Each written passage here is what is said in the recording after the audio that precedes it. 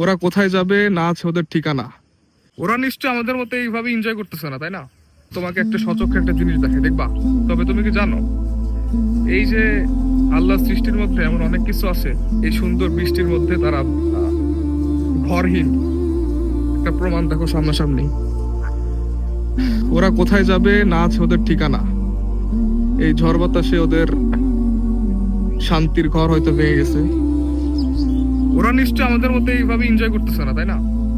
আমাদের জন্য বৃষ্টি ঝড় বাতাস আরামের হইলেও কিছু কিছু প্রাণীর জন্য কিন্তু একদমই আরামের না। ওর জায়গা খুঁজে পাচ্ছে না। ওই যে আরেকজন খাবার নিয়ে যাচ্ছে তার বাসায়, ওর মুখে কিন্তু খাবার। বাতাসে চিলটার উঠতে খুব কষ্ট হচ্ছে, পড়ে যেতেছে। এইগুলো কি ঘরে বসে থাকলে দেখতে পারতে দাদা? ঘরে বসে তো ভিডিও মানে রিলস দেখতাম। দাদা শালিক তো উড়ে যায়, তোমার সাথে বন্ধুত্ব করে না। কত পাখি উড়ে গেছে। কে বলো তো? জীবনে কেউ ছিল না? জীবনে তো ছিল অনেকেই, পথে তো অনেকজনকেই হারাইলাম। মাশাআল্লাহ মাশাআল্লাহ, আমি শুধু পাখিগুলো দেখতেছি রে। মাশাআল্লাহ।